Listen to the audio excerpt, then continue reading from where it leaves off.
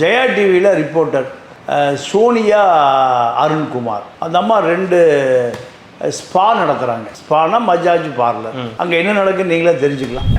3வது மனைவி அடுத்தவனுடைய மனைவி, அதை டைவர்ஸ் பண்ண சொல்லிட்டு 7 வயசு குழந்தைய விட்டுட்டு தன்னோட வச்சுக்கிறார். சரிப்பா, இதாவது பரவாயில்ல. 2வது மனைவி ஒரு பத்திரிகை நிருபருடைய மனைவி, நான் பேர் சொல்ல விரும்பல, அவருடைய மனைவி. அந்த அம்மா பேர் உலகத்துக்கே தெரியும். அருண் இப்போ ஏடிஜிபி அட்மின்னு அவரை தன்னுடைய ஆட்களை அங்கே போட சொல்கிறாங்க. யாரை விட்டு சவுக்கை விட்டு.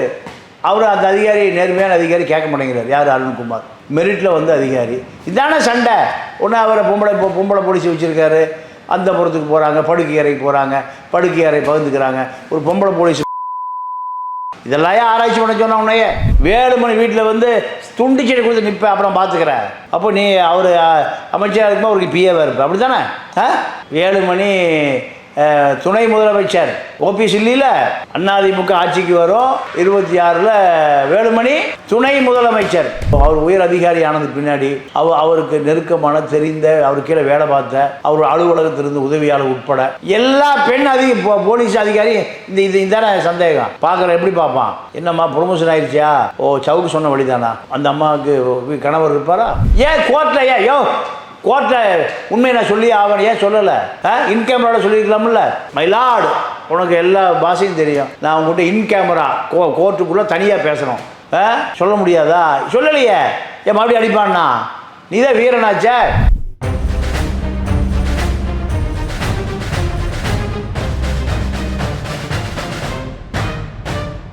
ரெட்ரோலுக்ஸ் நெஞ்சங்களுக்கு வணக்கம். நான் உங்கள் கார்த்திக். இன்றைய பொலிட்டிக்கல் பல்ஸ் நிகழ்ச்சியில் நம்மோடு இணைந்திருப்பவர் மூத்த பத்திரிகையாளர் திரு தமிழா பாண்டியன் அவர்கள். வணக்கம் சார். வணக்கம் சார். தொடர்ந்து சவுக்கு சங்கர் அவர்களை பற்றிய செய்திகள் தான் வந்துக்கிட்டே இருக்குது அப்படின்னு சொல்லலாம். இன்றைய தினம் கூட அவர் மேலே வழக்குகள் பதியப்பட்டிருக்கு. சென்னை எழும்பூர் உயர்நீதிமன்றத்துக்கு அவரை அழைச்சிட்டு வராங்க. இன்னொரு பக்கம் பார்த்திங்கன்னா அவருடைய அலுவலகம், வீடுகளில் சோதனைகள் நடந்திருக்கு. எப்படி இந்த விஷயம் இன்னும் மெருகேறிட்டே போகுது அப்படின்னு பார்க்கலாம் சார். இதில் என்ன தான் இருக்குது? ஏன்னா இப்போ அவருடைய அலுவலகங்கள்லாம் மூடப்பட்டிருந்தது, உடைத்து அதில் உள்ளே போய் பார்த்துருக்காங்க. பார்த்து என்ன மாதிரியான சோதனை நடந்திருக்கு சார்? ஏன்னா கஞ்சா வழக்கு அவர் மேலே போடப்பட்டிருக்கு, அதை பற்றின சோதனைகள் நடக்குதா, இல்லை வேறு எதுவும் விவரங்கள் அறியறதுக்காக அந்த சோதனைகள் நடந்துக்கிட்டு இருக்கா சார்? இல்லை, சவுக்கை பொறுத்த வரைக்கும் ஒரு மர்மமான மனிதராகவே உலா வந்திருக்கார். எப்படின்னா, நீங்கள் இப்போது ஜெயா டிவியில் ரிப்போர்ட்டர் சோனியா அருண்குமார், அந்த அம்மா 2 ஸ்பா நடத்துகிறாங்க. ஸ்பானா மஜாஜ் பார்லர். அங்கே என்ன நடக்குன்னு நீங்களே தெரிஞ்சுக்கலாம். இவர்கள் சவுக்குக்கு நெருக்கமான நண்பர். நீங்கள் கனகராஜ் உடைய மரணம் எது? கொடநாடு கொலை வழக்கில் டிரைவர் கனகராஜ் உடைய மரணம். கனகராஜ் மரணத்தை ஒரு பெண் தான், அந்த அம்மா பெங்களூர்லேருந்து வரும்போது அந்த அம்மா காரில் தான் கனகராஜ் ஏற்றி கொல்லப்படுகிறான். அப்போது அந்த அம்மாவுடைய நெருங்கிய நண்பராக இருந்திருக்கார் சவுக்கு. இந்த சோனியா அருண்குமார், சவுக்கு, மறைந்த கனகராஜ் காரை ஏற்றி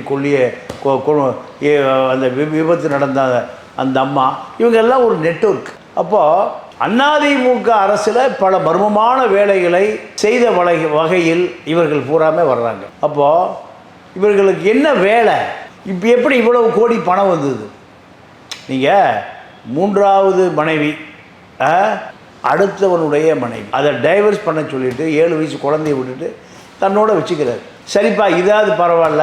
2வது மனைவி ஒரு பத்திரிகை நிருபருடைய மனைவி, நான் பேர் சொல்ல விரும்பல, அவருடைய மனைவி. அந்த அம்மா பேர் உலகத்துக்கே தெரியும், கவிநிலவு அந்த அம்மா பேர். அப்போது இதெல்லாம் மிகப்பெரிய குற்றமாக பார்க்கப்பட வேண்டுமா இல்லையா? அப்போது இவர் காவல்துறை அதிகாரிகளால் வளர்க்கப்பட்டார். ஜெயிலிருந்து வெளியே வராரு. வெளியே வந்த பிறகு காவல்துறை இவரை வழக்கிலிருந்து வெளியே எடுத்து தன்னுடைய அலுவலகத்திலே வைத்திருந்தவர் தான் வழக்கறிஞர் விஜயகுமார், நேர்மையான கம்யூனிஸ்ட் கட்சி வழக்கறிஞர். அங்கேருந்து இவர் கிளம்பி எங்கே சேர்றாரு? ப்ரெஸ் கிளப்பு சேர்ந்த பிறகு காவல்துறை உயர் அதிகாரிகளுக்கு இவர் அறிமுகப்படுத்தி வைக்கப்படுகிறார். செத்து போன கோசல்ராம், யார் அவர்? கோசல்ராம் குமுதம் நிறுவனத்தினுடைய குழும எடிட்டர், வாழ்நாள் முழுக்க தவறுகளையே செய்தவர். 1000 கோடி ரூபா சொத்து எது குமுதம். மேனேஜராக போன வரதராஜன் முதலாளி ஆகிட்டார். முதலாளி ஆளையாக காணோம். இதுக்கெல்லாம் சங்கர் தான் காரணம். சங்கர் பின்னணியில் இருக்கார்.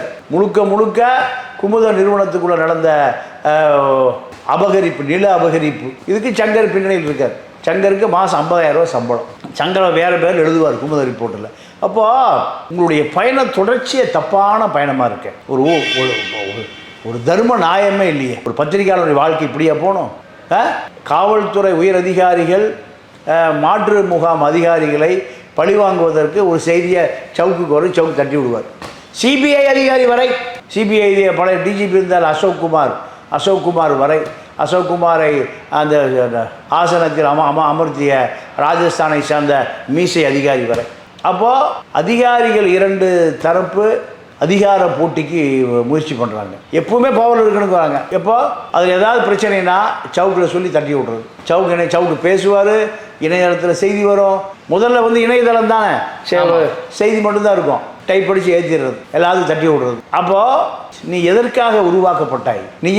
நீங்கள் எப்போதும் அமெரிக்கன் என்ன பண்ணுவான், அமெரிக்காக்கார உடைய தயாரிப்பு தான் Osama bin Laden. Russia Afghanistan இருக்குது. ரஷ்யா ஆப்கானிஸ்தான் இருக்கிற பொழுது ரஷ்யாவை அடித்து விரட்டணும். இதற்காக அமெரிக்கா ஆயுதம் கொடுத்து உருவாக்கப்பட்ட நம்ம தான் யார்? Osama bin Laden. அந்த ஒசாமா பின் லாடன் யார் கொள்றா? அமெரிக்கா. இதுதான் காவல்துறை அதிகாரிகளுடைய கைக்கூலியாக நீ இருக்கிற. மாற்று முகாம் கைக்கூலி அதிகாரிகளை பழி வாங்கணும், அவள் லஞ்ச லாவணி ஊழலை வெளிக்கொண்டு வரணும். இந்த அதிகாரிகள் ஊழலையாக கொண்டு வர்றதில்லை. 20,000-30,000 கோடி ரூபா வச்சுருக்காங்க ரியல் எஸ்டேட்டில். இவர்களுக்காக இந்த ஈசிஆரில் ஒரு 3 டிஸ்ட்ரிக்கு யார் போலீஸ் அதிகாரியை வர இவங்க தான் முடிவு பண்ணுவாங்க. அதெல்லாம் ஏன் சொல்ல மாட்டேங்கிற? ஈசிஆரில்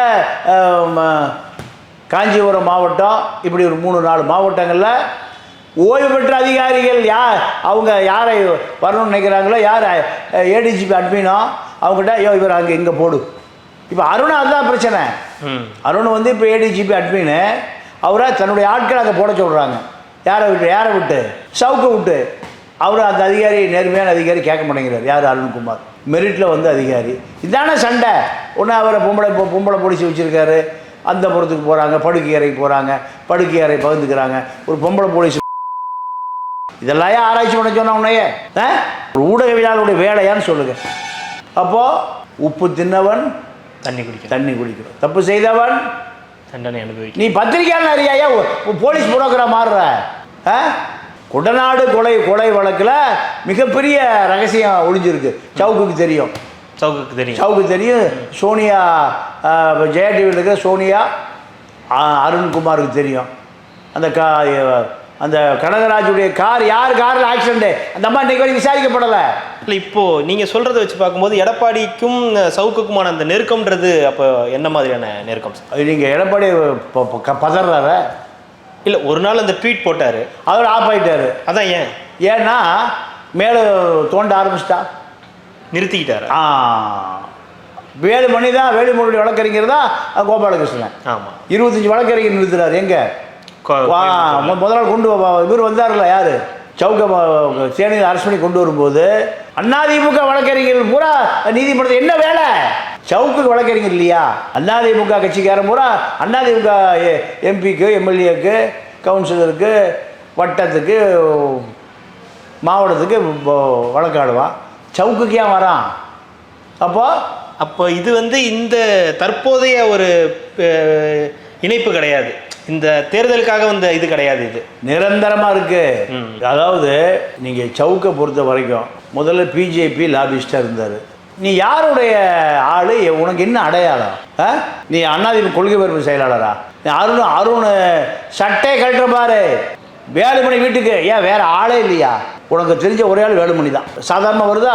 வேலுமணி வீட்டில் துண்டு செடி கொடுத்து நிற்பேன், அப்புறம் பார்த்துக்கிறேன். அப்போ நீ அவர் அமைச்சராக இருக்கும்போது அவருக்கு பிஏவாக இருப்பேன், அப்படி தானே? வேலுமணி துணை முதலமைச்சர். ஓபிஎஸ் இல்லையில அதிமுக ஆட்சிக்கு வரும் 26ல் வேலுமணி துணை முதலமைச்சர். இவர் முதலமைச்சர் அலுவலகத்தில் இவர் தான் அட்மின், அவருக்கு பிஏ அப்படி சொல்கிறாரா இல்லையா? அப்போது திமுகவை பலவீனப்படுத்தணும், திமுக தேர்தலில் ஜெயிக்கக்கூடாது. இதற்காக உனக்கு கொடுத்துருக்குற அசைன்மெண்ட். உனக்கு ஏது இத்தனை கோடி பணம் ஏதுன்னு கேட்குறாங்க. பணம் கோடிக்கணக்காக விளையாண்டுருக்கு. இப்படி ஊடகத்தில் சம்பளம் வாங்கினா, ஊடகத்தில் உங்கள் மாதிரி ஆட்கள்கிட்ட காசு வாங்கினா கோடிகளில் சேருமா? கோடிகளில் சேர்ந்துருமான்னு கேட்குறேன். கோடிகளில் தான் இருக்குது அவர்கிட்ட. ஆமாம், அதாவது 20 பேர் அவர்கிட்ட வேலை பார்க்குறாங்க. 15 பேர் driver, conductor, DTP operator, cameraman, Muthalib, Leo. குறைந்தது ஒரு 50-60,000 சம்பளம் தர்றாரு ஒவ்வொருத்தருக்கும். 10 லட்ச ரூபாச்சா? இவருடைய லைஃப் ஸ்டைல். இப்போது டி நகர் கிருஷ்ணமணி தியேட்டருக்கு பின்னாடி 3வது மனைக்கு 3.5 கோடிக்கு இடம் வாங்கி கொடுத்துருக்காரு. பட்டாசு அடங்கள்லாம் இருக்குது போலீஸில். ஏதையா 3.5 கோடி? இப்படி 3.5 கோடி வந்தது. 2 கார் இருக்குது. 2 காரு 20-40 லட்ச ரூபா. அப்போது இதெல்லாம் சட்டவிரோதமாக சம்பாதிக்கப்பட்ட பணமா? ஒரு கேள்வி வருதா இல்லையா? அதோட தொடர்ச்சி தான் இன்றைக்கி வந்து அந்த சோதனையா? வேற அதுதான் சோதனை. வீடுகளிலும் அந்த அலுவலகங்களிலும் சோதனை. ஏன்னா பூட்டை உடச்சி வந்து திறந்துருக்காங்க. ஆமாம், ஏது இவ்வளோ பணம் வந்துன்னு திமுக கேட்குறேன். அப்போ உனக்கு அதிமுக கொடுத்து எங்களை பேச சொல்கிறானா? அதிமுக ஆதரவு பெற்ற போலீஸ் உயர் அதிகாரிகள் அவங்க எங்களை விமர்சனம் பண்ணுறதுக்கு உனக்கு பணம் கொடுக்குறாங்களா? வரத்தானே செய்த கேள்வி. பெண் போலீஸு அது ஒரு பெரிய சீரியஸான மேட்ரு. எஸ்ஐ, இன்ஸ்பெக்டரு, ஏசி எல்லாம் அருணுக்கு போய் படுக்கிறாங்கன்னு பச்சையும் சொல்கிறேன். படுத்தாதான் ப்ரொமோஷன் ஆகுது. அப்போது இதை எப்படி எடுத்துக்கிறது? நீ அருணை கேவலப்படுத்துறியா இல்லை அந்த பெண்களை கேவலப்படுத்துறியா? அந்த பெண்கள் இது வரைக்கும் அவர் உயர் அதிகாரி ஆனதுக்கு பின்னாடி அவருக்கு நெருக்கமான தெரிந்த அவர் கீழே வேலை பார்த்த அவர் அலுவலகத்திலிருந்து உதவியாளர் உட்பட எல்லா பெண் போலீஸ் அதிகாரி இதான சந்தேகம் பார்க்குற எப்படி பார்ப்பான்? என்னம்மா ப்ரொமோஷன் ஆயிடுச்சியா? சவுக்கு சொன்ன வழிதானா? அந்த அம்மாவுக்கு கணவர் இருப்பாரா? குழந்தைங்க இருக்குமா? அண்ணன் இருப்பாரா? தம்பி இருப்பாரா? அம்மா, அப்பா, ஒட்டுமொத்த குடும்பம். இப்படி தான் ப்ரொமோஷனா? பக்கத்து வீட்டுக்காரன் பார்ப்பானா? அப்போது இதெல்லாம் எவ்வளோ அசிங்கம், கேவலம். அப்போ நீ சிந்திக்கக்கூடிய திறன் உனக்கு இல்லாமல் போச்சு. பல விஷயம் இருக்குது. இப்போது இவரை வந்து கோயம்புத்தூர் ஜெயிலில் கை தாக்கப்பட்டு கட்டு போட்டிருக்கேன். ஏன் கோர்ட்டில் கோர்ட்டில் உண்மையை நான் சொல்லி ஆவன் ஏன் சொல்லலை? இன் கேமராவோட சொல்லியிருக்கலாம்ல? மயிலாடு உனக்கு எல்லா பாஷையும் தெரியும். நான் உங்கள்கிட்ட இன் கேமரா கோர்ட்டுக்குள்ளே தனியாக பேசுகிறோம். சொல்ல முடியாதா? சொல்லலையே. ஏன் மறுபடியும் அடிப்பான்னா? நீ தான் வீரனாச்சே. தாக்கப்பட்டிருக்கார், அடிச்சிருக்காங்க. அடிக்காமல் எப்படி கட்டு போட்டிருப்பாரு? கட்டு போட்டு நான் அதை வேதனையோட சொல்கிறேன். அது அடிக்கக்கூடாது, தப்பு. அடிக்கிறதுக்கு போலீஸுக்கெல்லாம் ரைட்ஸ் எல்லாம் கொடுக்கல. அடிச்சிருக்காங்க. அதாவது நீதிமன்ற கஸ்டடியில் இருக்கார். ஜுடிஷியல் கஸ்டடி இது அடிப்பது காவல்துறை கண்டனம். நான் கடுமையாக வன்மையாக கண்டிக்கிறேன். உங்கள் வீரத்தெல்லாம் நீங்கள் ஒரு ஆள் 10 பேர் சுற்றி வச்சு அடிக்கிறதா வீரம்? போலீஸு 10 பேர் சேர்ந்து ஒரு அப்படி அதிகபட்சம் அந்த ஆள் ஒரு 40 கிலோ இருப்பானா? அடிக்கிறதா உங்கள் வீரம்? இது வந்து எவ்வளோ பெரிய குற்றவாளியாக இருக்கட்டும், ஒருவனை நீங்கள் நேரடியாக தாக்குவது என்பது தப்பான முன்னுதாரணம். அதை நம்ம ஏற்றுக்கொள்ள முடியாது. இல்லை சார், இன்னொரு பக்கம் அந்த சோதனை நடந்துச்சு இல்லையா, வீடுகளிலும் அலுவலகங்களிலும். இந்த சோதனையில் ஏதாவது சிக்கிச்சா? ஏன்னா அவங்க சொன்னது வந்து இந்த கஞ்சா வந்து வியாபாரி ஒருத்தர் வந்து அவருக்கு இது பண்ணியிருக்காரு, சப்ளை பண்ணியிருக்காரு. ஆமாம், சப்ளை பண்ணியிருக்காரு. அவரை வந்து கைது பண்ணியிருக்காங்க. நேற்றைய தினம் வந்து கமுதி ராமநாதபுரம் சேர்ந்தவர் அவரை வந்து கைது பண்ணியிருக்காங்க. அவரே மாதிரி இங்கே வியாபாரி வந்து வச்சுருக்காங்களான்ற ஒரு சோதனை நடக்குதா, இல்லை வேறு எதுவும் சோதனைகள் நடக்குது? இல்லை, அவர் அந்த கம்ப்யூட்டர், லேப்டாப்பு, சிஸ்டம் இதுக்கு ஒரு பெருந்தொகை இன்வெஸ்ட் பண்ணியிருக்காரு. இதெல்லாம் ப்ராப்பராக வாங்கியதா இல்லை ஏதாவது போலீஸ் அதிகாரி கொடுத்ததா? போலீஸ் அதிகாரி கொடுத்ததா இல்லை ஏதாவது பறிமுதல் செய்யப்பட்ட பொருளா? இதனுடைய பின்னணி என்ன? உண்மை அப்படி வாங்கினா ஜிஎஸ்டி வரி கட்டியிருக்கியா? எந்த வங்கியிலேருந்து காசோலை போயிருக்கு? ஒரு 50 லட்ச ரூபாய்க்குனா நீங்கள் எலக்ட்ரானிக்ஸுக்கு எத்தனை %? 15%? 18னா நீங்கள் ஏறக்குறைய 9 லட்ச ரூபா வரி கட்டியிருக்கணும் இல்லையா? அப்படி வரி கட்டப்பட்டிருக்கா? இல்லை 8 லட்சம்? இதை ஒரு வழக்காக மாற்ற போகிறாங்க. இல்லை, ஏற்கனவே இன்றைக்கி ஒரு 2 வழக்கு கூடுதலாக வந்திருக்கு அவர் மேலே. அதுக்காக தான் இன்றைக்கி சென்னை எழும்பூர் நீதிமன்றத்துக்கும் கூட்டிகிட்டு வராங்க, சைபர் கிரைம் மூலியமாக. இன்றைக்கி சென்னை கூட்டு வரதுக்கான நோக்கம் என்னவாக இருக்குது? இங்கே வழக்கு இங்கே பதிவாயிருக்கு. இங்கே வழக்கு பதிவாயிருக்கு. நீங்கள் போலீஸ் எப்பவுமே போலீஸு அவங்ககிட்ட நெட்வொர்க் இருக்குது. அதனால் என்ன பண்ணுவாங்க, அலைய விடுறது தானே வேலை. தஞ்சாவூர் ஒரு வழக்கு, கும்பகோணத்தில் ஒரு எஃப்ஐஆர். ஏன்னா பெண் போலீஸ் அதிகம் பேசியிருக்காரு. அப்போ ஒரு எஸ்ஐ அங்கே கம்ப்ளைண்ட் கொடுக்கும். எங்கே ராமநாதபுரத்தில், ராமேஸ்வரத்தில் ஒன்று, தூத்துக்குடியில் ஒன்று, தமிழ்நாட்டுடைய 4 பார்டரில், கோயம்புத்தூர் இருக்கார், மதுரை கூட்டிகிட்டு போகிறாங்க, தேனியில் கஞ்சா வழக்கு. இதுதான் காவல்துறை அடக்குமுறை. இதுதான் அப்படி தான் இருக்கும் காவல்துறையுடைய அடக்குமுறை. நான் சந்திக்கிறேன் தானே சொல்கிறார் அவர். காவல்துறை அடக்குமுறை நான் சந்திக்கிறேன். நெற்றிக்கன் மணி பயந்து ஓடிட்டார், நான் அதெல்லாம் சந்திச்சுக்குவேன். அப்போது நெற்றிக்கன் மணியினுடைய பின்னணி என்ன, உன்னுடைய பின்னணி என்ன, ரெண்டு ஒன்று தானா? காவல்துறை அதிகாரிகளை பொறுத்தவரை காவல்துறை அதிகாரிகள் நேர்மையான பத்திரிக்கையாளர் பார்த்தா அஞ்சுவாங்க. எப்பவுமே ஞாபகம் வச்சுங்க. ஏன் நக்கீரன் கோபாலன் கஞ்சா வச்சிருந்த வழக்கு போடலாமல் அவரை 250 வழக்கு. எவ்வளோ வழக்கு? 250. எத்தனை மரணம்! நீ செல்வராஜ் இறந்துட்டாரு, அவன் மாமனார் இறந்துட்டாரு, விருத்தாச்சலம் பாண்டிய மரணம். அத்தனை மீறித்தான் நிற்கிறாரு. என்ன காரணம்? அவர் இது போன்ற ஊடக தரகர் வேலை செய்கிறது. உண்மையை ஜெயலலிதாவை விமர்சனம் செய்ததுக்காக, ஜெயலலிதாவுடைய அத்தனை ரகசியங்களையும் போட்டதுக்காக அவர் சிறைப்படுத்தப்பட்டார். அவர் அதிமுகவுக்கு ஆதரவாக திமுக ஜெயிக்கணும், திமுகவுக்கு ஆதரவாக அதிமுக ஜெயிக்கணும், இந்த மாதிரி அவர் இந்த பிரசாந்த் கிஷோர் வேலையெல்லாம் செய்கிறதில்லை. அவருக்காக திமுக என்னைக்கு குரல் கொடுத்ததே இல்லை. திமுக அவருக்காக அவர் வீடு கொடுத்தது கூட இல்லை. அவர் எந்த உதவியும் திமுகட்ட வாங்கினதே இல்லை. கருணாநிதி கூப்பிட்டு கோபால் வீடு இல்லை, வீடு வாங்கிக்கியா, நான் சொல்லியிருக்கேன் ராஜமாணிக்கத்திட்ட, அண்ணா நன்றிண்ணா வீடும் வேண்டாம். வீரப்ப மேட்டில் கூட அவரை போக முடியாட்டார், நான் போகவே முடியாட்டார். அப்புறம் 2 மாநில அரசுகள், அங்கே இருக்கக்கூடிய தமிழர்களுடைய பிரச்சனை, இப்படித்தான் கருணாநிதி நெருக்கமாக இருந்தாலும் ஒரு பெரிய டிஸ்டன்ஸ் மெயின்டைன் பண்ணார் யார்? கோபாலன். அப்போ அதே போல் நீ இப்போ வேலுமணி, தங்கமணி, வீரமணி, எடப்பாடி மணி, இந்த 3-4 அதிகார வட்டத்தை தாண்டி உன்னுடைய தொடர்பே இல்லையே. அப்போ என்ன நினைப்பாங்க ஆளுங்கட்சி? நீ திமுகவை விமர்சனம் பண்ணி திமுகவை எக்ஸ்போஸ் பண்ணுறதுக்காக உருவாக்கப்பட்ட ஒரு ஆள். தினம் திமுக போட்டு அடின்னு அடித்தா அவன் என்ன பண்ணுவாங்க? நீங்கள் வேறு அதிமுக பேசுகிறதில்ல, கம்யூனிஸ்டுகளை பேசுகிறதில்ல, காங்கிரஸை பேசுகிறதில்ல, பிஜேபி பேசுகிறது இல்லை. இவ்வளோ கட்சி இருக்கா இல்லையா? அண்ணாமலையும் எடப்பாடி வேலுமணி பேசுகிறதே இல்லை. ஏன் ஊழலே பண்ணுறது இல்லையா? ஆருத்ரா கோல்டு ஃபைனான்ஸ் எத்தனை கோடி ஊழல் எல்லாம் யாரை கையை காமிக்கிறா? அப்போது உன்னை பொறுத்தவரை நீ அதிமுகவினுடைய அமைப்பு செயலாளர், கொள்கை வைப்பு செயலாளர், இதுதான் உன்னை திமுக பார்க்குது. இதன் விளைவாகத்தான் உன்னுடைய அத்தனை நடவடிக்கைகளும் முடக்கப்படுகிறது. நீ கஞ்சா அடிப்பேன நம்ப வைக்கிறாங்களே, நான் ரொம்ப உள்ளே போய் பார்க்கல, நீ கஞ்சா குடிக்கலையா? காவல்துறைனா எப்பவுமே பொய் வழக்கு தான். காவல்துறையும் பொய் வழக்கும் பிரிக்க முடியாது. பல வழக்கில் நானே பார்த்துருக்கேன், சந்திச்சிருக்கேன். அதனால் நீ உன் மீது இவ்வளவு வன்மம் காட்டுவதற்கு என்ன காரணம்னா, ஒரே விஷயம், திமுகவை முழு மூச்சை எதிர்க்கக்கூடியவர்களோடு நிற்கிற. ஜி ஸ்கொயரை பேசுகிற, சபரீசனை பேசுகிற, ஸ்டாலினை பேசுகிற, துர்காநிதி, நிவேதா பெத்துராஜ் 50 கோடி வீடு கட்டி கொடுத்துருக்கேன்னு நீங்கள் ஒரு செய்தி, உதயநிதி கட்டி கொடுத்துருக்காருன்னு, இப்படி பல செய்திகள் ஒரு வார காலம் அது பேசுவதாக இருக்குது. இல்லை, அவர் திமுகவை விமர்சித்தாருன்றது உண்மை. ஆனால் திமுகவை மட்டும் விமர்சித்ததுனால தான் இந்த நிலைமைக்கு வந்திருக்காருன்னு சொல்ல முடியுமா? அதுதான் காரணம். ஏன்னா திமுகவை விமர்சிப்பதை தாண்டி நீங்கள் திட்டமிட்டு திமுக மீது அவதூறு பிரச்சாரம். அப்போ திமுக என்ன நினைக்கிது? இதை பொலிட்டிக்கல் ரீதியாக நம்ம இதை ஃபேஸ் பண்ணணும். என்ன காரணம்னா, இவரை அரசியல் ரீதியாக நம்மளை பலவீனப்படுத்துவதற்காக அதிமுக ஏவி விடுதுன்றாங்க. இல்லை சார், ஒரே ஒரு சவுக்கு சங்கர் மூலியமாக திமுகவை பலவீனப்படுத்திட முடியுமா? பல சவுக்கு சங்கர் தான்.